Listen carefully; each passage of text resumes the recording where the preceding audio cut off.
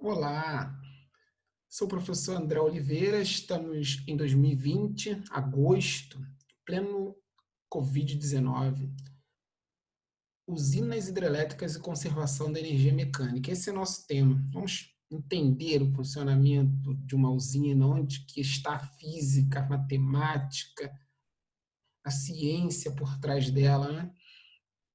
Então, como funciona? Basicamente, a gente vai falar mais sobre isso nesses slides que a gente vai percorrer, mas basicamente é uma represa, né? Uma água represada que passa por um canal, ele gira uma turbina, estão vendo a imagem aqui. Essa turbina transforma a energia cinética da água em energia elétrica que vão percorrer os fios e vir para nossas casas. Então, antes de mais nada, vamos pensar na história, né? História tão importante, fundamental para a gente compreender o processo de evolução humano. E de onde vem? Como começou essa ideia de utilizar água para gerar energia elétrica? Começou assim, vamos usar água para gerar energia elétrica? Claro que não, né? Claro que não. Isso foi fruto da evolução de muitas ideias, muitas concepções. Uma que a gente pode lembrar, muito importante, é o moinho de milho, né? Séculos atrás, o moinho de milho era feito por mãos de trabalhadores, né? E esse moinho, ele dá muito trabalho, além de colher o milho, né? Retirar o milho, tem que moer para fazer o que a gente quiser fazer, se é fubá, seja lá o que for, se quiser tirar o amido, seja lá o que for, a gente tem que passar pelo moinho. E esse moinho, então, ele vai triturar e moer esse milho. Fazer isso braçalmente, quando essa produção começou a ser em escala maior, né, do que ser só aquela escala para sua família, era um trabalho árduo. As famílias muito grandes, então, e para fazer trocas, para fazer venda, precisava de uma força. A força poderia ser mecânica, de pessoas ou de animais, né, que girassem uma engrenagem, e essa engrenagem, ao girar, ela fosse batendo naquele milho, torturando e triturando. E até que alguém pensou, porque a gente não usa a própria natureza, né? Alguém pensou, eu não tenho empregados, não tenho funcionários, não escravizo pessoas. Como que eu vou fazer isso? Ou porque não tinha renda, ou porque não queria seguir esses caminhos. Aí, alguns seguiram o caminho um pouco mais engenhoso, né?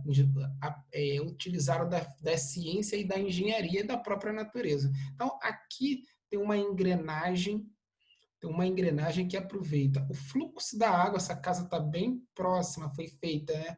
Ela foi feita, essa casa, e provavelmente essa casa era só para fazer essa moagem, esse armazenamento desse milho, mas ela foi feita aqui bem na margem do rio, bem onde passa um rio, onde passa um canal de água, e aqui fechar um pouco, estreitaram para o caminho dessa água passar só por aqui e colocaram uma engrenagem.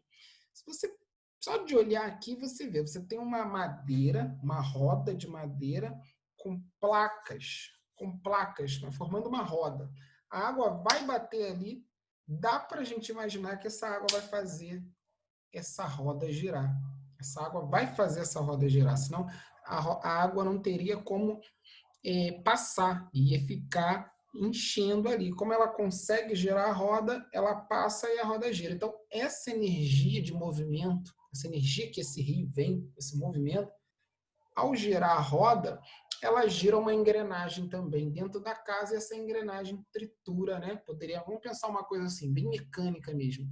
Se a gente tem que girar isso daqui, a gente vai girar, como se fosse um rolete aqui, que o milho passa por esse rolete e é esmagado. Então, vamos imaginar que aqui dentro tem um rolete como esse, só que aqui, ao invés de ser a mão de uma pessoa, é uma engrenagem ligada a essa roda aqui. Então, conforme a roda gira, ela gira essa manivela aqui também, que vai com o rolete esmagar o milho. Então, essa é a ideia básica, de utilizar o movimento das águas para poder gerar energia. Aqui no caso a gente está pegando energia mecânica da água e utilizando ali para esmagar, para quebrar a estrutura química para mudar a estrutura química desse material. Vamos dar seguimento aqui, ó. Aqui uma figura, uma imagem já em funcionamento, uma imagem de como seria isso. Aqui, ó, essa água está com fluxo forte, a água vem forte. Pensa numa cachoeira que você já foi, né? Você costuma ir. A água, em algumas cachoeiras, em alguns momentos, a água fica forte. E aí essa roda aqui, essa engrenagem está girando forte também. Então vai ter mais produção de material lá embaixo, lá dentro. É a hora de aproveitar para botar o milho. Vamos dar sequência aqui, ó. Aqui um exemplo, ó, essa imagem, essa mesma imagem, essa aqui seria a mesma, né? Aqui ela parada e aqui ela com o movimento da água. Nesse caso aqui, a engrenagem ficou abaixo e a água em cima. Também é interessante essa forma.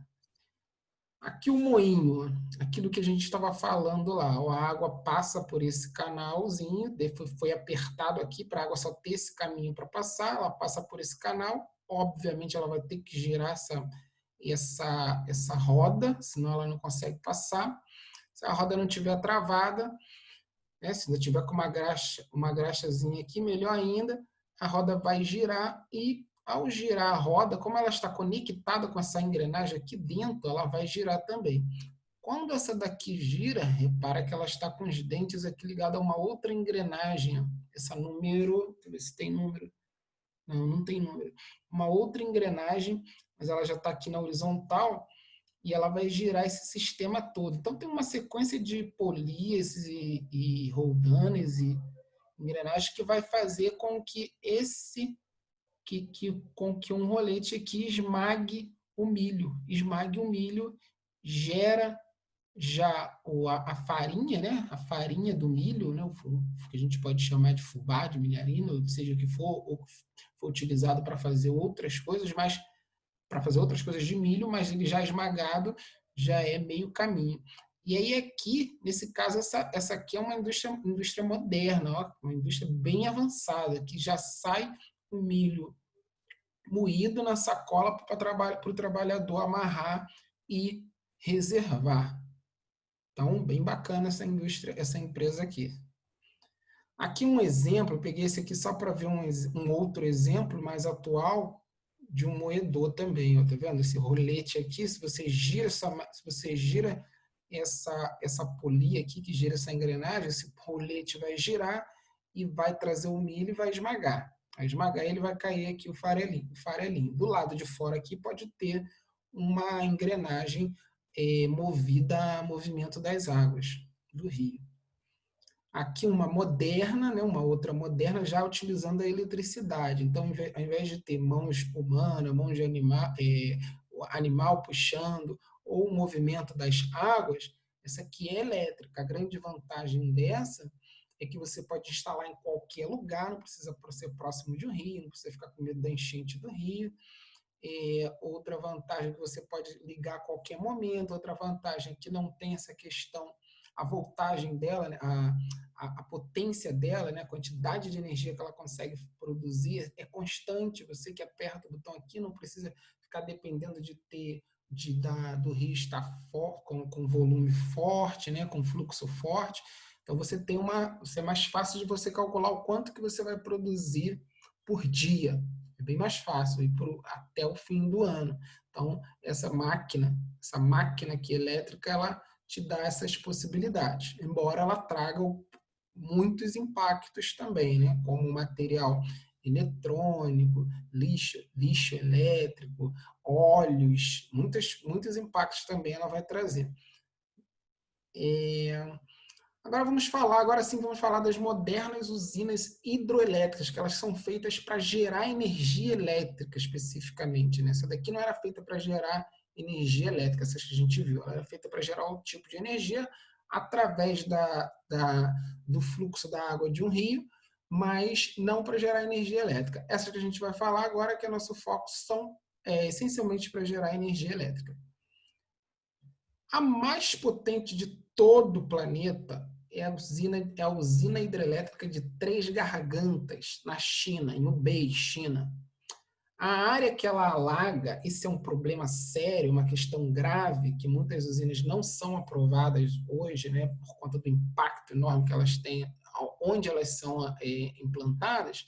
Quem está longe não liga, né, mas quem está ali, quem é dali, é esse espaço que ela alaga, porque vamos supor, o rio era um rio de 10 metros, sei lá, de 50 metros, quando vai criar essa barragem para poder utilizar como usina, você alaga uma região enorme. Essa daqui é uma região de 1.000 quilômetros quadrados. Do Rio de Janeiro a São Paulo, são 400 quilômetros retos, né? Retos, 400 quilômetros. Então, imagine 400 quilômetros quadrados. Agora, imagine 1.000 quilômetros quadrados. É uma região enorme. Região enorme. A potência é de 22,5 gigawatt. É fantástico isso, gente. Gigawatt. Giga quer dizer 10 elevado a 9. Então, são 22,5 vezes 10 a 9 gigawatt. Ela foi inaugurada em 1994. Aí foi aumentando a sua produção. Agora, na década passada, que ela ultrapassou a segunda colocada, né, que é Itaipu, que é muito mais antiga, que é de 1984. Ela alaga um espaço ainda maior, né, ela alaga um espaço ainda maior, é uma usina mais antiga, né, e ela alaga um espaço de 1.350 quilômetros quadrados. É interessante você pesquisar as imagens que tem antes dessa usina ser produzida, as cachoeiras lindas que tinha ali. É bem interessante. Essa questão do alagamento é muito preocupante, gente. Ela afeta a vida de muitas pessoas. Para você ter uma ideia, uma usina bem menor que a usina de Furnas, ali em Capitólio, em Minas, eu fui lá, ela alaga, eu não lembro agora exato, mas umas 11 cidades foram afetadas. Hoje tem muito turismo lá, mas o espaço alagado é tão grande que afetou 11 cidades. Teve remoção de famílias, né? É uma questão complicada para a gente avaliar, não só pensar que é algo só maravilhoso, é uma transformação fantástica, né? São 14 gigawatts, mas tem questões muito sérias para ser pensado. Ela é a segunda maior usina do mundo, é uma parceria entre Brasil e Paraguai. O Brasil fica com a parte da energia sua, que tem direito, e ainda compra boa parte da energia do Paraguai, porque o Paraguai não utiliza tanto. O Brasil é muito maior. E agora, vamos dar uma paradinha aqui para lembrar do ciclo da água que a gente aprende lá no ensino fundamental, né? Lá no Fundamental 1 a gente estuda o ciclo da água. Você botar no YouTube vai ver um monte de animaçãozinha para criança. Mas é bom a gente lembrar, e está bem claro isso. Quem não aprendeu lá no Fundamental, quem não lembra, tem que recordar certas coisas que são princípios básicos, como o ciclo da água. A gente tem que entender o ciclo da água. A água, ela tem um movimento cíclico, né? Ela sobe, desce, volta, sobe, desce, ela está sempre ali. Tudo isso graças a esse nosso amigo aqui, que é o Sol. O Sol, ele evapora a água sobe, né, como um vapor. Aí quando chega na região mais alta, né, da atmosfera, ela encontra um ambiente mais frio e ela condensa e fica aquelas nuvens lá flutuando. Quando você vai aumentando a quantidade de nuvens, ela vai ficando pesada, até que se precipita, ou seja, até que ela chove. Chove e essa água volta para o solo. Essa água volta para o solo para depois evaporar de novo, condensar e precipitar. Então, essa água sai do oceano, sai dos lagos, sai dos rios, sai das próprias plantas, elas evaporam, sobe, condensam, quando chove ela volta. Ou volta direto para o oceano, ou cai no chão, aqui no nosso solo e vai para o oceano, ou vai cair lá no morro, entra num buraco, essa água fica armazenada num buraco como se fosse uma caixa d'água enorme. Esse buraco geralmente tem uma valinha assim, que essa valinha deixa passar uma água. Essa água vai formar uma cachoeira. Essa cachoeira vai formar um rio, que vai fazer a água voltar para o oceano. Então, tem esse ciclo aí, que vai acontecendo o tempo todo. Então, é graças a esse ciclo da água que existem as usinas hidrelétricas, né? A água evapora, vai para o ar, vai para as nuvens, precipita como chuva, cai nesses buracos em cima dos morros, vira cachoeira, né? Que você tem ali como se fosse uma caixa d'água dentro do morro enorme, mas só um buraco pequeno. Então a água vai caindo aos poucos. Quando chove muito, a cachoeira vai ficar, essa caixa d'água dentro do morro vai ficar muito cheia, a água vai ficar maior, mais fluxo maior. Então, isso vai gerar um rio, esse rio pode ser muito grande ou muito pequeno, e esse rio vai estar com a água querendo chegar no oceano, porque aqui é alto e a água quer ir para o oceano. Então, a água no caminho para o oceano, ela vai fazer esse trabalho aí para a gente, vai quebrar esse galho e vai realizar esse trabalho para a gente. Outra questão fundamental é pensar o que é vazão. Quando a gente fala de movimento da água gerar uma pá para gerar uma turbina, a gente precisa pensar em velocidade. Lógico que um rio que tem uma velocidade maior, ela vai ter uma geração de energia maior, não é? Não necessariamente, depende de outras questões aqui. Pode ser com uma velocidade maior, mas pode ser também com uma área maior. Você pode aumentar a área ou a velocidade. Vamos ver aqui.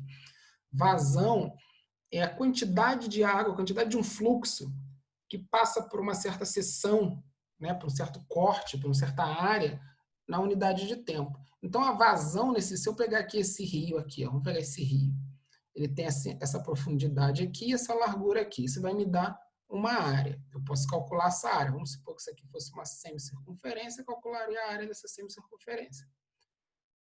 Aí eu meço qual o volume que passa ali por unidade de tempo. Por exemplo, quantos litros a cada segundo? Isso vai ser a minha vazão, né? Litros por segundo ou metro cúbico por segundo. Passam 5 metros cúbicos por segundo nessa áreazinha aqui.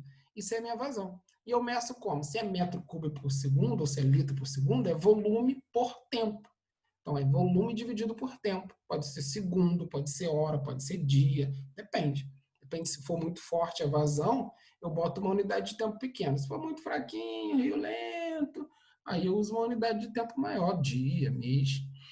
Agora, fazendo uns cálculos aqui, que a gente não vai fazer aqui agora, mas você, lembrando o que é volume, né, o que é tempo, vai aparecer aqui espaço dividido por tempo, vai sobrar a área. Então, isso aqui vai dar velocidade vezes a área. Então, uma outra forma de calcular a vazão, além de dividir o volume pelo tempo, é você sabendo a velocidade da água. E essa seção que a gente olhou aqui, né, que a gente pode calcular essa área que passa o líquido, então, sabe a velocidade da água. E essa área, você calcula a vazão também. Então, você pode fazer velocidade da água vezes a área. Você calcula a vazão. Então, era isso que eu estava dizendo. Para você ter uma geração de energia alta, você precisa ter uma boa vazão. E essa vazão pode se dar por um rio que tem uma velocidade muito alta, né? Ela passa tão rápido ali que gira várias vezes aquela turbina, aquele gerador. Deixa eu ver se eu tenho uma coisa. A água passa ali e gira aquilo ali muito rápido. Agora, eu posso ter também uma água que é lenta, mas que tem uma área enorme. Tendo uma área enorme, ela vai girar mais lentamente, mas vai ter uma vazão enorme também. Então, vai ter uma vazão enorme. Então, eu posso ter, ao invés de ter, eu posso ter ou uma velocidade maior ou uma área maior para ter uma boa vazão e ter uma boa transformação de energia. Agora, vamos para o funcionamento da hidrelétrica. A gente falou lá no início como que era, vamos ver com mais detalhe aqui. Ó. Então vamos lá, quero produzir uma usina hidrelétrica. O que eu faço? Primeiro eu compro uma turbininha dessa aqui. Ó. Olha a turbina que você tem que comprar. Você quer produzir. Pode ser uma dessa, pode ser 2, 3, 4, depende do seu projeto. Vai ter que contratar um engenheiro. Né? Se você for compra já a turbina pronta. Aí ela tem aqui o distribuidor, esse eixo que vai passar a energia, né? Que vai passar o giro, tem o rotor e a caixa espiral caracol. Dá para você comprar. E aí você comprou a turbina, você vai fazer... Primeiro, você tem que fazer essa água ficar aqui fazer uma represa. Você monta uma estrutura para segurar um pouco a água ali, porque se você contar só com aquela aguinha que vem rasa ali, não é uma coisa muito constante. Às vezes dá uma estiagem, a água baixa demais, você vai ter dia que você vai ficar sem nada. Então, você fazendo uma barragem, você cria uma certa estabilidade, você pode prever quanto que você vai gerar de energia. Você não precisa ficar dependendo do tempo tanto. Lógico que se a estiagem for muito grande, você vai baixando, baixando, baixando, vai diminuindo aqui a pressão, diminui a velocidade, e aí você vai perder. Mas se não tiver uma estiagem tão grande, você faz uma barragem e aí você consegue ter uma estabilidade ali no fluxo, na vazão. A ideia é essa, a gente trabalha em engenharia, em ciência, podendo prever o que vai acontecer no futuro. Então, eu quero saber quanto de energia elétrica que eu vou gerar por dia durante 2 anos. Então, eu faço uma estrutura que me dê estabilidade. Isso aqui vai me dar estabilidade. Se tiver demais, o que eu faço? Eu jogo fora. Não pode ter de menos. Tendo demais, eu jogo fora, eu libero. É o que faz esse vertedouro aqui. Ó. Então, olha, eu faço a parede, faço primeiro a parede, faço a parede, aí vou cavar um buraco para colocar a turbina que eu comprei, você, né? Você que quer montar, não sou eu.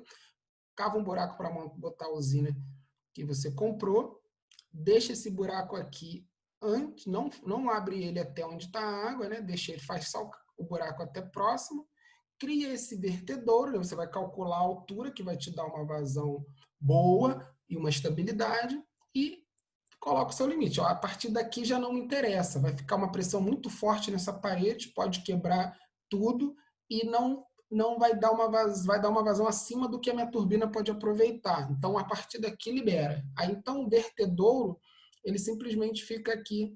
Ele pode ser um vertedouro que abre e fecha, ou pode ser já uma certa altura que a água passa sem fazer nada. Então, quando você olha uma usina hidrelétrica, na verdade, você vê essa queda d'água aqui, essa queda d'água não está gerando energia, ela, na verdade, é o vertedouro, está sobrando. Às vezes ela não tá, você não vai ver isso porque ela não está tão alto o nível de água. Mas quando você vê, não é essa água que está caindo que está gerando energia. Que vai gerar energia é essa que passa aqui por dentro. Por quê? A gente bota o canal aqui embaixo, que é onde a pressão está maior, a velocidade vai ser maior da água, ela vai passar aqui com uma velocidade enorme, girando essas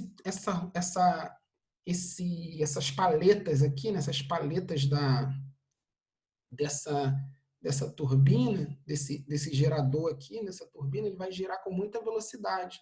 Então, esse giro, a gente vai ter aqui uma bobina que é feita com um campo magnético, que é como se fosse um ímã girando em torno de um fio que vai gerar corrente elétrica. Isso se estuda quando se estuda eletromagnetismo. Essa bobina, esse ímã girando próximo de um fio, cria uma corrente elétrica, induz uma corrente elétrica nos fios. E é isso, essa indução que vai ser aproveitada para vir para as nossas casas e para as empresas e tudo que a gente utiliza. Então, resumindo, você cria uma barragem, cria um conduto, que é esse canal que vai passar onde está a sua turbina, né? Ela vai passar por dentro desse tubo aqui, que é bem grande isso, isso é só uma figura representando. Ali vai ter a turbina que vai girar e vai ter o gerador gerando energia elétrica. O vertedouro é para dispensar água, água demais. A água, quando entra aqui nessa turbina, ela entra, gira e depois sai, indo embora para o rio, para dar continuidade no rio. Muitas indústrias, o que elas fazem? Muitas hidrelétricas, elas fazem mais do que uma barragem dessa. Você utiliza aqui, aí mais à frente, alguns quilômetros à frente, tem outra barragem dessa com mais turbina. Mais turbinas, fornos tem, boa parte delas tem isso. Aqui está a turbina, que eu já falei. Agora tá, falei tanto de energia, mas o que é energia? Então, a energia não tem uma definição específica, né? Vamos dizer que, no caso dessas energias que a gente está falando, mecânicas, vamos dizer que ela é a capacidade de realizar trabalho. Mecânica é essas ligadas ao movimento. Eu falei da velocidade da água. Isso é uma energia mecânica, uma energia ligada ao movimento. A unidade de energia no Sistema Internacional de Unidades, que é aquele sistema que usa as mesmas unidades em conjunto, é o Joule, em homenagem ao físico francês James Prescott Joule. Então, o Joule ele é a unidade de energia que a gente utiliza no SI, Sistema Internacional. Existem outras, mas no meu sistema internacional é essa. Então, agora eu falei da energia mecânica no geral, como definir mais ou menos, né? E agora uma energia mecânica específica, que é a energia cinética. A cinética está relacionada a movimento. Então, toda vez que existe um corpo em movimento, está acontecendo energia cinética, energia de movimento. Então, esse rapaz aqui, esse skatista, quando ele está nesse topo aqui, ele paralisa. Aqui não tem energia cinética, mas ele tem uma energia relacionada à sua posição. A gente sabe que ele vai cair ali, ele também sabe, tanto é que ele muda o corpo, né? A posição do corpo para cair justamente com o skate para baixo, que aí ele começa a transformar essa energia potencial em energia cinética de novo, até gastar a energia cinética até aqui em cima. Então, a energia cinética está relacionada a movimento. E ela e o que ela depende? Ela depende da massa do corpo e da velocidade desse corpo. É lógico, né? Se você entra nessa pista sem querer, aí o rapaz vê você e pula. O que você vai preferir que bata em você? O skate ou o rapaz? Lógico que o skate é melhor, ele tem massa menor. Se não ficou bem claro isso, pensa numa estrada. Está vindo a 60 km por hora. Um caminhão e uma bicicleta. Se não tiver outra opção, qual dos dois você vai preferir ser atropelado? Lógico que a bicicleta, ela tem massa menor, então ela vai ter uma energia menor, o impacto vai ser menor para você. Então, a energia cinética ela é dada pela massa do corpo vezes a velocidade desse corpo ao quadrado dividido por 2. Nunca se esqueça disso. Massa do corpo, velocidade ao quadrado dividido por 2. Sempre. Essa é a forma de calcular a energia cinética. Portanto, se alguém está com velocidade zero em relação a determinado referencial, a energia em relação àquele referencial vai ser zero também. Lembra que depende do referencial, né? Exemplo de cálculo. Vamos fazer 2 cálculos aqui para exemplificar.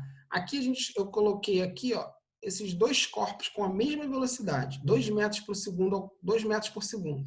A gente vai calcular a energia cinética deles. Só que um tem massa 5 kg e o outro tem massa 0,05 kg. Para o primeiro, vamos lá, massa vezes velocidade ao quadrado dividido por 2. Massa é 5, velocidade é 2. Ao quadrado, 4, dividido por 2. Isso vai dar 10 joules. Vamos ver para o segundo? A mesma velocidade? Será que é a mesma energia? Para o segundo, a gente tem massa vezes velocidade ao quadrado dividido por 2. Massa 0,05 vezes velocidade, que é 2 ao quadrado, dividido por 2. Isso dá 0,1 joule. Então, é uma diferença enorme. Uma bola dessa, mesmo se for metálica, vindo a 2 metros por segundo, essa amarelinha, né, de 0,05 kg, pouco vai te afetar. Mas uma bola de 5 kg vindo com essa velocidade de 2 metros por segundo, ela vai te trazer um impacto violento. Agora, se eu quisesse que essa bola pequena fizesse o mesmo impacto que a bola grande, eu poderia fazer a bola aumentar a velocidade da bola pequena. Eu aumento a velocidade da bola pequena até que ela tenha o mesmo impacto, ou seja, ela tenha a mesma energia cinética do que essa bola. Só eu ir aumentando a massa dela. Só boto uma massa e mesmo com essa, aliás, só eu aumentando a velocidade dela se eu quiser manter a massa. Energia, outro tipo de energia mecânica, energia potencial gravitacional.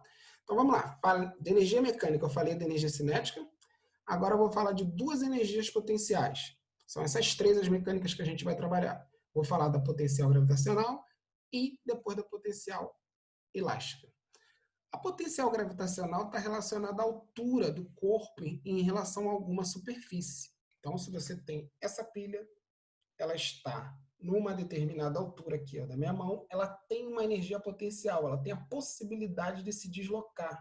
Então, ela tem esse potencial. Eu solto, ela se desloca. Então, eu solto, ela gera energia cinética. Toda a energia potencial vai se transformando em energia cinética. Então, ela é potencial por conta disso. Não sou eu, por exemplo, se ela está parada aqui e eu quero energia cinética eu quero dar energia cinética para ela, sou eu que provoco, subindo. Mas para descer, não sou eu que levo. Por isso que a gente diz que ela tem potencial, que é só soltar que ela vai. Então, potencial, só que gravitacional, porque é a Terra que puxa tudo para ela. Então, tudo que está numa certa altura, a Terra vai puxar para ela. Então, tudo tem energia potencial gravitacional. Lógico, próximo aqui da Terra, né? Se estiver longe, não vai sentir. Se estiver próximo de outro planeta, vai sentir a do outro planeta. Energia potencial gravitacional, então, é massa vezes gravidade vezes altura. Mesma coisa, né? Se você tiver um piano, sei lá, um piano e uma bola de futebol a 10 metros de altura, e você tiver que ficar embaixo de um dos dois, é lógico que você vai preferir ficar debaixo da bola. Não só porque ela é mais macia, né? Poderia até pensar em um piano e um elefante. Um elefante e uma bola de futebol. Você vai na mesma altura, os dois a 10 metros de altura. Você vai querer ficar embaixo de qual? Os dois são macios. Lógico que a bola, porque a bola vai ter uma energia bem menor quando chegar aqui na nossa cabeça. Ela vai ter um impacto bem menor por conta da sua massa, que é menor. Agora, se eu quiser que ela faça o mesmo impacto do que o elefante, eu boto ela numa altura bem grande. A gravidade é a mesma para os dois. Esse exemplo aqui pega frutas numa árvore. Repara que se uma fruta cair na sua cabeça, o impacto vai depender da altura que ela está, porque toda a energia que ela consegue é energia relacionada à altura, ou seja, energia potencial gravitacional. Essas que estão aqui na altura A, a altura A é de 2 metros. Eu vou pegar massa vezes gravidade vezes altura. Então, se a massa dessa fruta é de 100 gramas, ou seja, 0,1 quilogramas, eu vou pegar 0,1 vezes a aceleração da gravidade, que aqui eu estou aproximando para 10 metros por segundo ao quadrado, mas é igual para todos aqui na superfície da Terra, vezes 2 metros, que é a altura que essas frutas A está, dá 2 joules. Se eu pegar as frutas que estão a 2,5 metros, repare que a massa das frutas é a mesma, né? Nesse caso, a gente está supondo que as massas têm a mesma massa, as frutas. A aceleração, com certeza, é a mesma para todas, né? Na superfície aqui. A altura mudou, então aumenta essa energia. E quanto mais alto, essa daqui de 3 vai dar uma energia maior ainda. Por aí vai. Agora, a última energia potencial que a gente vai falar, a última energia mecânica que a gente vai falar, que é a energia elástica. Ela está relacionada a um corpo elástico flexionado. Pode ser uma mola, pode ser um elástico, né? Pode ser algo que estique, porque é a mesma história. Eu tenho lá, vamos supor aqui, deixa eu pegar isso aqui, suponha que isso aqui fosse um elástico. Se eu colocasse uma pilha aqui e esticasse, olha, mais uma vez, se eu quero tirar a pilha daqui e levar para a mão esquerda, eu pego a pilha e eu dou energia cinética para ela. Agora, se isso aqui é um elástico que eu faço assim, estico ele, a pilha, eu não preciso levar a pilha lá, eu não preciso da energia para a pilha chegar lá, eu só solto que ela vai, porque ela acumulou energia potencial elástica ali na pilha. Mesma coisa a mola. E aí, como que a gente vai calcular? Pega a constante elástica da mola ou do elástico, né? Uma propriedade do corpo, tem que ser feita experiência para medir isso. Você mesmo pode fazer, né? Fazendo várias medidas. Pega o quanto que essa mola ou esse elástico deslocou-se da sua posição de equilíbrio. Pode olhar aqui na figura da mola, ou a mola solta estava na posição x0, x igual a 0. Quando ela foi comprimida, ela ficou com um x0 aqui, ó, menos x0. É esse x0, esse deslocamento aqui que a gente colocaria na equação. Mesma coisa aqui nesse arco e flecha. Ó. Aqui eu botei x, por quanto que o elástico foi estendido. Então, esse x aqui não é o tamanho da mola nem do elástico, é o quanto que ele foi esticado, ou comprimido, no caso da mola também. Fórmula, a equação, né? A equação aqui eu já falei desse exemplo, a equação é essa mesmo, kx ao quadrado sobre 2. Reparem que a mola ela pode ser comprimida ou esticada por essa distância x aqui. Vamos a um exemplo. Então, esse exemplo aqui, eu peguei uma mola com constante elástica de 20 joules por metro quadrado. 20 joules por metro quadrado, a constante elástica dela. E peguei um deslocamento de 60 centímetros, 0,6 metros. boto esse 60 centímetros ao quadrado, multiplico por 20 dividido por 2, eu vou ter uma energia elástica de 3,6 joules. Dá até para você voltar aqui o vídeo e comparar com a energia gerada pela altura do corpo, energia potencial gravitacional. Então, aqui vamos a uns exemplos de energias. Aqui, energia mecânica. A energia mecânica, se a gente for somar, ela vai ser a soma dessas três que eu falei. Energia cinética, energia potencial gravitacional e energia potencial elástica. Então, um determinado corpo pode ter as duas energias, pode ter um tipo só, pode não ter nenhuma, pode ter as três, pode ter duas. Então, é isso. Você pode somar a quantidade total de energia mecânica de um corpo. Para essa ambulância aqui, ó, aqui embaixo ela só tinha energia cinética, quando chega lá no alto ela tem energia cinética e potencial gravitacional, porque ela está a uma altura do solo, né? Ela poderia cair aqui. Vamos supor que essa curva aqui, esse morro que ela suba, fosse uma forma de pula-pula, né? Então ela teria também uma energia elástica aqui, eu calcularia as três.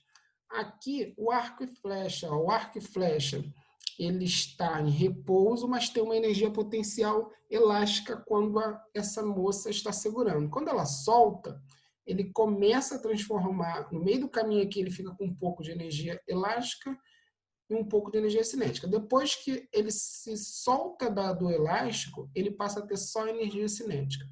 Aqui o rapaz do skate, a gente já falou lá, né? Tem hora que ele tem as duas energias, tem hora que ele só tem a potencial gravitacional, tem hora que ele só tem a cinética. Mesma coisa essa bola aqui, potencial e cinética. E aqui, esse rapaz pulando, né, pulando nesse salto com vara, essa vara é elástica também. Então, aqui, quando ele está saltando, ele vai ter as três: energia cinética, energia elástica e energia potencial gravitacional. Quando ele soltar a barra, ele deixa de ter potencial elástico. Vamos a um exemplo aqui. Ó. Um caminhão de 1,5 toneladas está se deslocando nessa ponte aqui, que a ponte tem 10 metros, construída acima de uma avenida movimentada. Determine o módulo da energia mecânica do caminhão em relação à avenida. Então, eu quero saber qual é a energia mecânica em relação à avenida, porque eu estou considerando essa altura aqui do viaduto, né? Ela tem 10 metros de altura, o caminhão poderia cair daqui, então ele tem uma energia acumulada. E, além disso, ele tem uma energia cinética, porque ele está se movimentando. Se essa ponte estivesse vibrando muito, ela está vibrando mais pouco, se estivesse ventando, ela estivesse vibrando muito, a gente ainda poderia somar aí a energia elástica. Mas vamos ignorar a elástica aqui. E aí a gente tem que calcular a energia cinética, mv² sobre 2, mais energia potencial gravitacional, massa, gravidade, altura. Vamos ter, então, a massa dele é 1.500 do caminhão, a velocidade é 10 metros por segundo, eu boto ao quadrado, dividido por 2. E aqui, para potencial gravitacional, massa 1.500, aceleração gravitacional 10 metros por segundo ao quadrado e a altura da ponte, que é 10 metros. Vou ter um total de 225 mil joules. 225 mil joules. Esses números muito grandes a gente costuma escrever em notação científica, né? Passa por uma potência de 10 e anda com a vírgula aqui para ficar mais simples. Aí vai ficar 2,25 vezes 10 a quinta joules. Bom, Lavoisier, vamos lá para o nosso problema, né? Voltando à nossa questão fundamental, que a gente foi aqui a questões básicas para entender o processo, mas o Lavoisier ele dizia: na natureza nada se cria, nada se perde, tudo se transforma. E aí, esse exemplo aqui, dessa figura que eu peguei, ele diz que se a massa de um corpo A mais a massa de um corpo B, quando eu faço uma reação química, vai ser a massa de um corpo C mais a massa do corpo D, ou seja, nada vai se perder. Mas a gente também pode falar em forma de energia. Quando eu transformo energia potencial gravitacional em energia potencial elástica, não vai se perder nada. O que sai de um vai para o outro. Vamos voltar na figura aqui. Potencial cinética aqui do skatista. Lá no alto ele tem potencial gravitacional. Quando ele começa a descer, ele vai ter potencial gravitacional e cinética, mas a soma vai ser igualzinho ao que ele tinha lá em cima. Então, a gente vai ter uma transformação. Quando ele chega aqui no final, Na parte mais baixa, ele vai ter energia só cinética, não tem mais altura. Então, toda aquela energia potencial elástica, gravitacional se transformou em energia cinética. Vamos dar continuidade aqui. E como que ocorre essa transformação de energia? Existem muitas formas de transformar energia. Eu posso transformar a energia potencial da maçã aqui, ó, numa altura, ela cai e vira uma energia cinética. Eu tenho aqui a energia química, a energia térmica, aquece um bulbo aqui, gera uma energia química nesse material, a energia química da pilha que gera energia elétrica, e por aí vai. Eu tenho diversos tipos de transformação de energia, uma energia transformando na outra. Nunca vou perder, sempre tenho que descobrir onde é que está a perda, para poder melhorar o aparelho, inclusive. Agora, na transformação de energia na usina, como é que fica? Eu tenho a represa, que tem água lá pendurada, né, água com energia potencial, numa determinada altura. Essa água quer cair, porque ela quer ir para o mar, o destino dela, né, o objetivo de vida dela é ir para o mar. Então, seja o que for, ela vai ir. Você pode botar a turbina, pode botar o que for no caminho que ela aceita para poder ir cumprir o seu destino. Então, ela tem uma energia potencial gravitacional que vai se transformar em energia cinética. Ela vai passar com a velocidade altíssima ali na turbina. E aí, quando passa com essa velocidade altíssima, ela perde, ela toma um impacto, né? Ela toma uma tapa na cara da turbina, recebe uma freada, deixa a sua energia cinética lá na turbina, a turbina gira, que essa turbina passa para o gerador, no gerador, esse movimento da turbina, né, que é um ímã se movendo em torno de um fio, vai transformar esse movimento, né, em energia elétrica. Então, a energia que era potencial gravitacional vai virar energia elétrica lá no gerador. Que se, mais uma vez, sempre que você girar um ímã em torno de um... Como é que tá tocando? Sempre que você girar um ímã em torno de uma bobina, você vai ter ali uma produção de energia elétrica naquela bobina, naquele fio. Vamos aqui ver a potência. A potência é uma grandeza muito importante para a gente, muito importante, principalmente para quando você vai produzir uma usina hidrelétrica. A gente já falou lá na frente que a mais potente de todas é Três Gargantas, com 22 gigawatts. Ou seja, ela transforma 22 gigawatts, né? 22 vezes 10 a nona watts de energia. Ela transforma 22 vezes 10 a nona joules por segundo.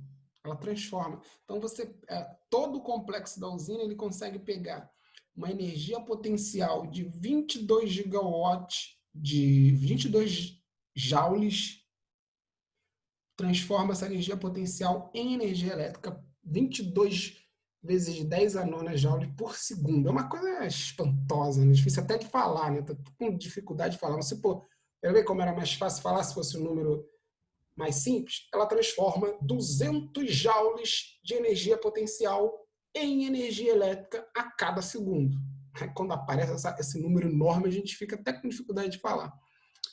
Então, potência, mais uma vez, é a razão entre a quantidade de energia gerada ou utilizada e o tempo nesse processo. A unidade que a gente vai utilizar é a que eu já estou falando aqui há um tempo para vocês, é em homenagem ao James Watt, esse escocês James Watt. Essa unidade é a unidade do SI. Existem outras unidades, o cavalo vapor, House Power, BTU, segundo. Existem outras, dependendo do ar-condicionado, ele utiliza BTU, o cavalo geralmente é cavalo a vapor, o carro geralmente é cavalo a vapor. Então, existem outras unidades. Você tem que ver, você pode pegar na internet uma tabelinha de como converter de uma para outra. Mas a potência, se for utilizarmos unidade do SI, é em watt. Existe um teorema que vai ser importante para a gente fazer um exercício aqui, que é o teorema trabalho e energia. Ele diz para a gente que se eu tiver uma energia cinética num momento e depois eu tiver outra energia cinética, eu posso fazer a diferença entre essas duas, e essa diferença vai ser o trabalho da força. Então, tem uma força, ela começa a deslocar um corpo. Ela pega um corpo e desloca. Aí eu calculo a energia cinética aqui, depois calculo aqui. A diferença entre a energia cinética aqui e aqui vai me dar o trabalho que essa força realizou durante esse percurso. Então, uma equação que eu estou colocando aqui, porque a gente vai utilizar numa questãozinha aqui. Eu acho que é esse exemplo aqui, olha. Então, vamos lá. Os dragsters são veículos que, acelerando uniformemente, chegam a atingir 360 km por hora em pistas planas e retas de 400 metros de comprimento.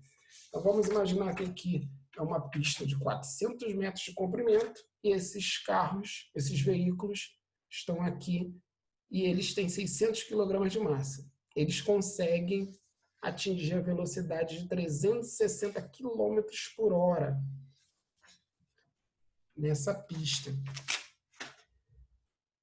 E ele vai desenvolver uma potência em cavalo a vapor. Então, ele está dizendo aqui que um cavalo a vapor equivale a 735 watts.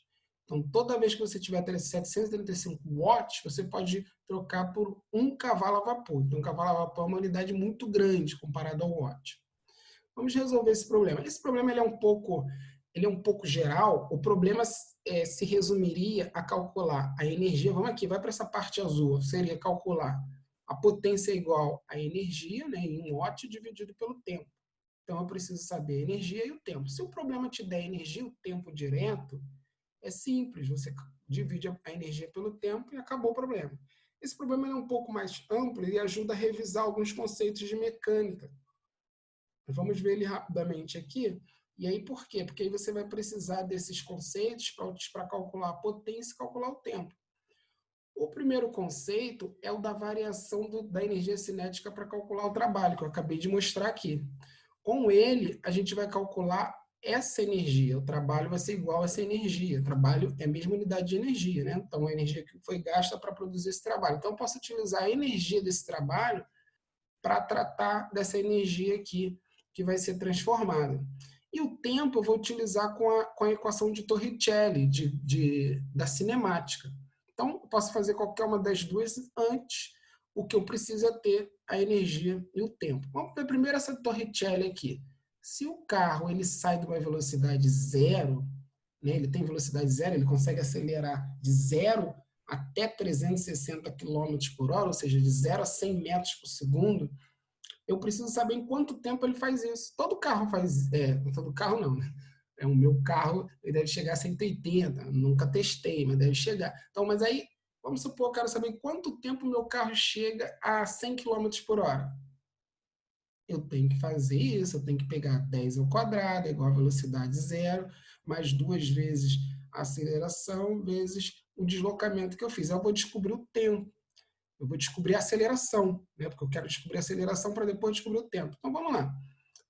O carro sai da velocidade zero e a velocidade final que eu quero é 100 metros por segundo. 360 km por hora tem que dividir por 3,6, acho 100 metros por segundo.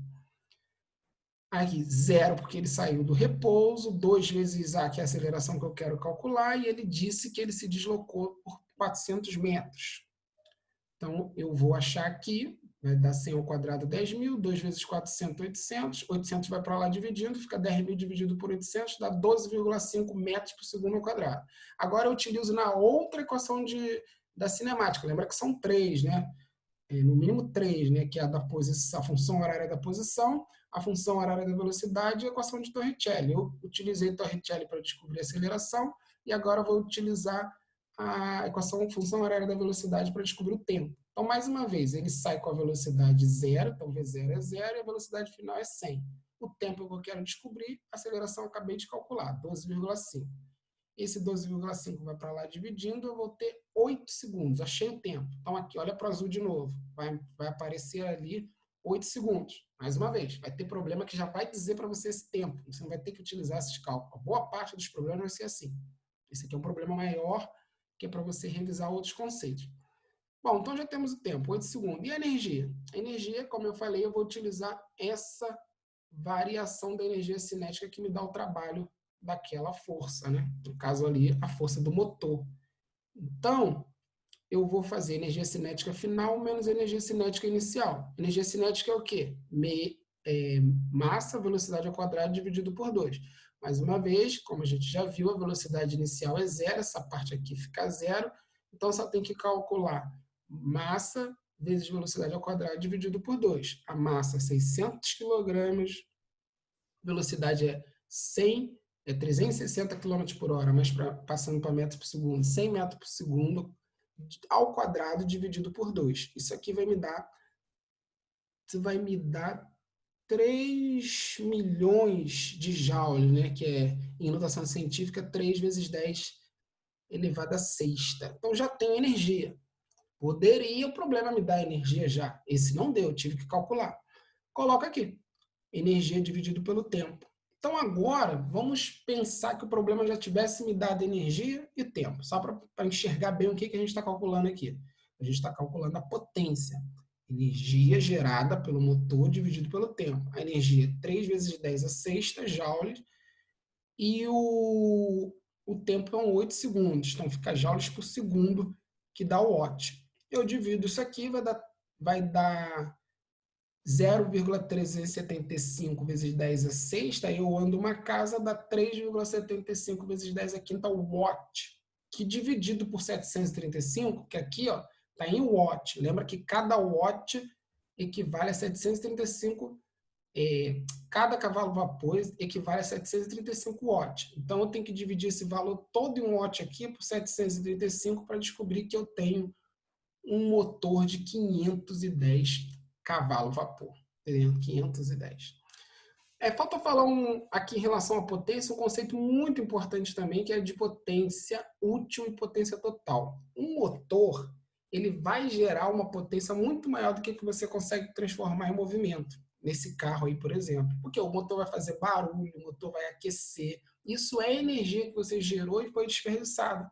Você gerou uma explosão lá com a gasolina, ela gerou uma energia enorme, mas boa parte dessa energia é perdida para barulho, para impactos do motor, para energia térmica. Então, quando você calcular o rendimento de uma máquina, você pega a potência que ele realmente utilizou, que ele transformou, né, o quanto que ele transformou da energia química da gasolina em energia de movimento, dividido pelo quanto que ele gerou, né? Aí você vai ter o rendimento. A máquina pode ser de 40%, 20%, 30%, 50%, 100% não existe. Sempre vai ter uma perda para o calor, pelo menos. Então, agora a potência gerada por uma usina hidrelétrica. A usina, mais uma vez, a usina ela é uma quantidade de água que está com uma energia potencial gravitacional lá em cima e vai cair, transformando energia. Aqui tem algumas grandezas, algumas formas que você vai ver aí, se você procurar, você vai ver algumas formas. Esse aqui, por exemplo, diz, a potência da turbina em cavalo vapor, a vazão da água, precisa da vazão da água, a altura da queda, o rendimento hidráulico, o nível em repouso, o nível dinâmico, a altura. Então, você vai ver algumas formas de calcular, porque pode ser mais precisa, menos precisa. A gente vai fazer um cálculo menos preciso, mais simples. É uma questão do Enem, mas envolve tudo que a gente discutiu aqui. Então, e fala de Itaipu, que é o quê? É o quê? Onde ela é? Qual é a potência que ela gera? A quem que ela pertence? Ela está em que posição entre as maiores do mundo? Tá tudo lá no início. Então, essa usina de Itaipu, está dizendo aqui, é uma das maiores hidrelétricas do mundo em geração de energia, com 20 unidades geradoras, então ela não é só uma unidade, né? Ela tem várias turbinas daquela, além de ter uma sequência também, não é só uma barragem. Ela gera 14 gigawatts, né, que a gente já falou, 14 mil megawatts. Então, mega é 10 elevado a 6, giga é 10 elevado a 9. Então, fique atento. Quando eu falo gigawatt, quer dizer que eu coloquei, além de mega, mais esses 3 zeros aqui. Então, está bem coerente com o que a gente viu lá em cima, essa questão do Enem. 2016, apresenta uma queda de 118,4 metros. Então, ela está numa altura de 118,4 metros. Bem alta, né? A gente não sabe o quanto que está precisa essa medida que essa pessoa que fez essa questão. E a vazão é de 690 metros cúbicos por segundo. Então, se você pegar toda toda essa barragem e pegar as seções, né? Se somar todas essas áreas, essas seções, você vai ver que a quantidade de líquido, o volume de água que passa ali por aquelas turbinas é de 690 metros cúbicos a cada segundo. Isso é absurdo, 690 metros cúbicos. Pensa numa caixa d'água de 1 metro cúbico. A gente está falando de 690 vezes isso por segundo. O cálculo da potência teórica leva em conta a altura da massa de água apresentada pela barragem, a gravidade local, 10 metros por segundo quadrado, e a densidade da água, 1.000 quilogramas por metro cúbico. A diferença entre a potência teórica e a instalada é a potência não aproveitada. Então, isso aqui nada mais é do que a gente falou aqui acima. Está falando de rendimento, né? Aí a potência útil e a potência total. Então, é isso que ele está falando aqui, ó. A diferença entre a potência teórica e instalada é a potência não aproveitada. Então, está falando do que foi realmente utilizado e o que foi desperdiçado. Qual é a potência em megawatt não aproveitada em cada unidade geradora? Atenção, são 20 unidades geradoras. A gente vai ter que calcular a potência não aproveitada em todas elas, né? Porque foi dada aqui a potência gerada. E aí a gente vai ter que diminuir a potência, a gente vai ter que dividir pelas 20 unidades. Então vamos lá. Aqui estão os nossos resultados. Reparem que aqui a gente fez um cálculo bem com a ciência fundamental, sem levar algumas outras questões que aquele outro quadro lá estava levando, né? Que a usina vai levar mesmo, para ficar mais precisa a medida. Mas no nosso cálculo ciência básica, a gente vai ter que a potência é o quanto de energia que foi transformado de energia potencial gravitacional em energia elétrica por unidade de tempo. Então, tem ali uma vazão de 690 metros cúbicos por segundo, caindo a 118,4 metros, né? 690 metros cúbicos de água caindo a 118 por segundo a 118,4 metros de altura. Então, eu calculo a energia potencial gravitacional, massa vezes gravidade vezes altura. Aqui tem uma questão, né? Ele me deu foi a densidade, então eu tenho que lembrar lá que massa é densidade vezes volume. Então eu vou substituir a massa por densidade vezes volume. E aí agora é só substituir os valores. A densidade é 1.000, o volume 690, a gravidade 10 e a altura 184,4. Isso vai me dar uma potência de 816,96 megawatts. Só multiplicar isso aqui que você vai ver. E aí a potência útil de cada turbina? Vou dividir isso por 20. Vai me dar 700 megawatts. Agora a potência dissipada por turbina. Potência dissipada por turbina vai ser 816,96 megawatts menos 700 megawatts, que vai me dar 116,96 megawatts. Então, atenção, esses 14 gigas que a gente viu lá em cima, não pode ser o quanto que ela gera, né? Ela tem que ser o quanto que ela transforma realmente em energia. Tem que ser o quanto que ela manda para a gente de energia. Então, esses 14 mil megawatts é o quanto que ela gerou em energia elétrica, que são 700 megawatts. Mas quando a gente calcula a energia toda que tinha essa água, a gente calculou tudo que tinha. Pensando na altura que a água caiu, a quantidade de água que tinha, a gente tem que ser um valor maior do que esse que ela transformou em energia elétrica, porque uma parte é dissipada e é esse valor aí que a gente viu.